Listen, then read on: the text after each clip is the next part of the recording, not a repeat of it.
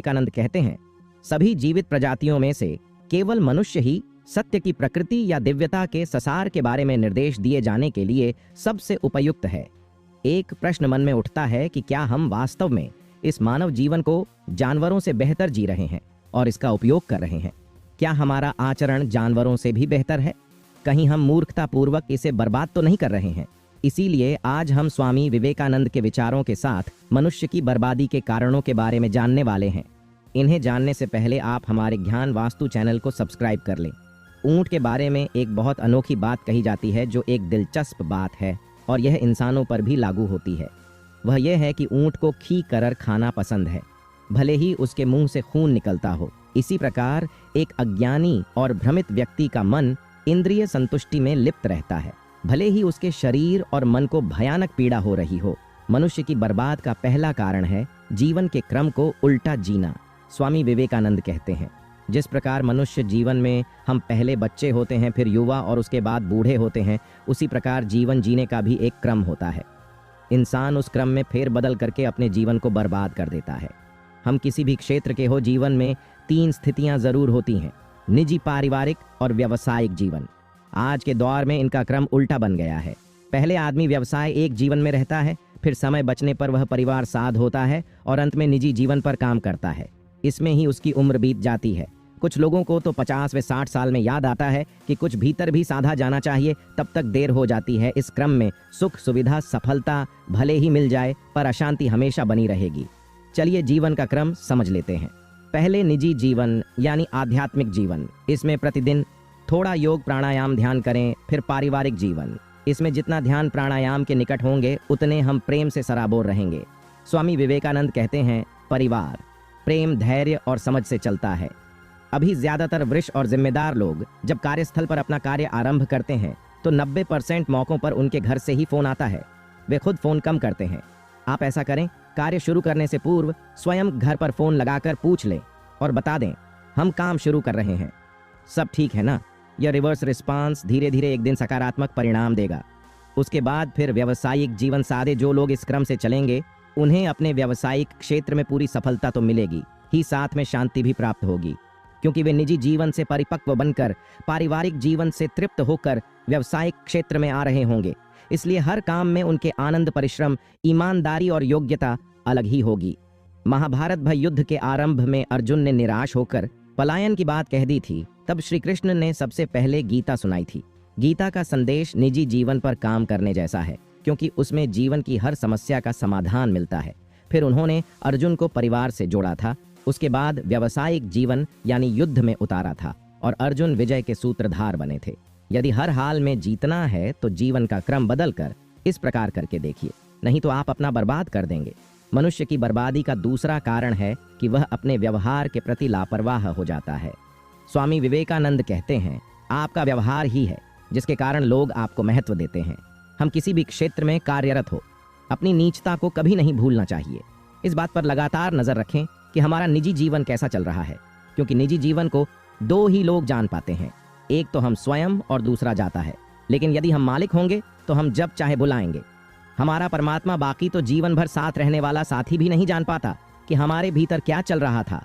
निजी जीवन साधने के लिए प्रतिदिन 102 मिनट कुछ सरलतम विधियों को फॉलो करें। उन्हें अपनाते पारिवारिक जीवन छोटे बड़े का अहंकार और छल से नहीं चलिया जाता है। ध्यान ही उसे कहा गया है जो स्वयं एक कृत्यबन परिवार का सबसे सुंदर आधार है। प्रेम और विश्वास जब भी घर में रहे, प्रेम पूर्ण रहे। दुनियादारी के दव पर चप्पल की तरह घर के बाहर ही निकाल कर आए। निजी और पारिवारिक जीवन के सधे हुए क्रम से निकलकर व्यक्ति जब व्यावसायिक जीवन में पहुंचता है तो 3 काम करना अपने आप ही सीख जाता है। स्वयं से पिता जैसा व्यवहार, अपने अधीनस्थ से जैसा और अपने वरिष्ठ से परमात्मा जैसा। पिता में एक प्रेशर होता है जो स्वयं पर काम आता है। माँ में हितकारी वृत्ति होती है और परमात्मा के प्रति समर्पण अपने वरिष्ठ के प्रति हमारी वफादारी को कायम रखता है। वाणी, योग और परिवार से गुजरा व्यक्ति विनम्र, संतुलित और उद्देश्यपूर्ण ही बोलता है। उपहास, व्यंग्यात्मक और अपशब्द लंबे समय में साथियों को आपसे दूर कर देते हैं और इस तरह आपका करियर बर्बाद हो जाता है, जिससे आप कभी सुखी नहीं रह पाते। इंसान के बर्बाद होने का तीसरा कारण है गलत समय पर आराम का सोचना। स्वामी विवेकानंद कहते हैं, इंसान का सबसे बड़ा दुश्मन आलस्य है, जो एक पल में आपको उपलब्धि हासिल करने पर भी नीचे गिरा सकता है। सफलता मिल जाने पर संघर्ष के प्रति विश्राम की मुद्रा आलस्य ही मानी जाती है। आलस्य एक तरह का अपराध ही है, इसलिए न सिर्फ सक्रिय रहे बल्कि सचेत भी रहे। किसी कार्य का दायित्व हमारे ऊपर हो और उसे हम सफलतापूर्वक पूरा कर भी लें, लेकिन बात यही खत्म नहीं होगी। सफलता और दायित्व के प्रति निरंतर सचेत नहीं रहेंगे तो सफलता कपूर की भांति उड़ जाएगी। कपूर वायु में अदृश्य हो जाता है और सुगंध छोड़ जाता है। आज भी कई लोग उनकी सफलता के खो जाने के बाद की सुगंध में ही जीते हैं। अपनी सफलता और दायित्व के प्रति निरंतर सचेत रहने का अच्छा उदाहरण लक्ष्मण का है। वनवास जाते समय उन्होंने श्री राम से कहा था, आपके साथ मैं भी चलूंगा। तब यह सवाल था कि तुम क्यों चलोगे? इसका उत्तर माता सुमित्रा ने दिया कि तुम्हारे ही भाग्य से राम सीता वनवास जा रहे हैं। तुम उनकी सेवा, सहयोग, सुरक्षा, बुराई पर अच्छाई की जीत के अभियान पर निकलोगे और तुम्हारी इसमें महत्वपूर्ण भूमिका रहेगी। लक्ष्मण ने 14 वर्ष के लिए निद्रा त्यागी और ब्रह्मचर्य का पालन किया। यह 2 बातें आज भी हमारे व्यावसायिक लक्ष्य की पूर्ति के लिए बड़ी प्रेरणा है। स्वामी विवेकानंद ने जीवन की हर सफलता पाने के लिए ब्रह्मचर्य को सबसे महत्वपूर्ण माना। इससे हर कार्य को निष्ठा और परिश्रम से पूरा किया जा सकता है। हमें प्रबंधन में समझना चाहिए कि गलत वक्त पर और ज्यादा समय के लिए पलक झपका ली तो आंख खुलने पर सारा दृश्य बदल जाएगा।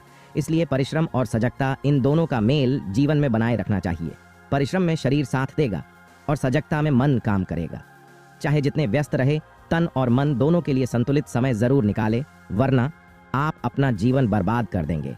मनुष्य की बर्बादी का चौथा कारण है कि घर और बाहर दोनों के बीच का संतुलन बिगाड़ देना। स्वामी विवेकानंद कहते हैं, एक बुद्धिमान इंसान हर परिस्थिति में समान और मजबूत रहता है।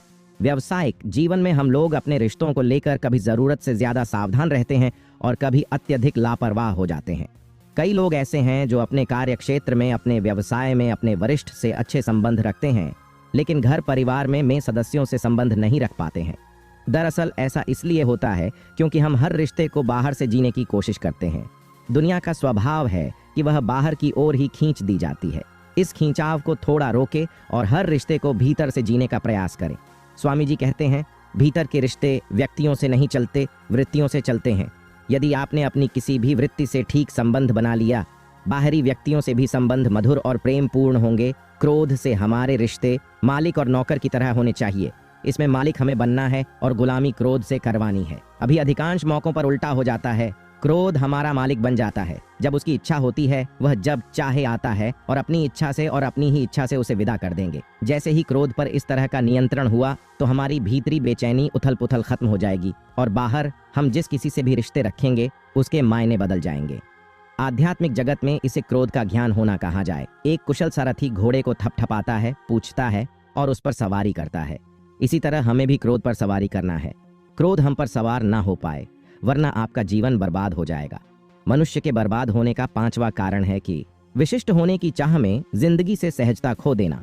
स्वामी विवेकानंद कहते हैं, दुनियादारी की सफलताएं, उपलब्धियां प्राप्त होने के बाद मनुष्य को विशिष्ट बना देती है। इसके बाद कुछ लोग सफल होने की जगह विशिष्ट होने के चक्कर में लग जाते हैं।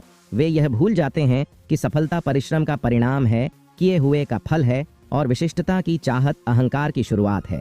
इस बात को थोड़ा ध्यान रखें कि यह दुनिया परमात्मा ने बनाई है, इसीलिए यहाँ सब कुछ विशिष्ट है अद्वितीय और खास है। इसके बीच हम अपने आप को और विशिष्ट बनाएं, यहाँ से अहंकार का पागलपन शुरू हो जाता है। आज के पेशेवर जीवन में सफलता की कामना और विशिष्ट होने की इच्छा का अंतर समझ में आना चाहिए। जिनके पास ऊंचा पद होता है, अधिक धन होता है, उन्हें तो इसे बारीकी से समझ जाना चाहिए। जैसे जैसे आप अपने करियर में ऊंचे जाएं, निश्चित ही आपको अपने कामकाज की संपूर्ण जानकारी होगी। इसी के साथ एक और करते चलना चाहिए। स्वामी जी कहते हैं, जब आप अपने काम को पूरा जानने लगते हैं, तब आप लगातार प्रयास करें कि स्वयं को भी जानें।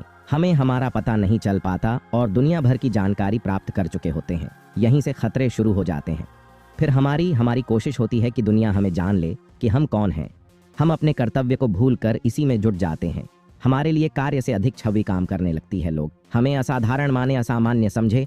हम अपने व्यक्तित्व को विशेष स्वीकृत बनाने में जुट जाते हैं। हमारा समूचा परिश्रम अहंकार के लेपन से अलग रूप लेने लगता है।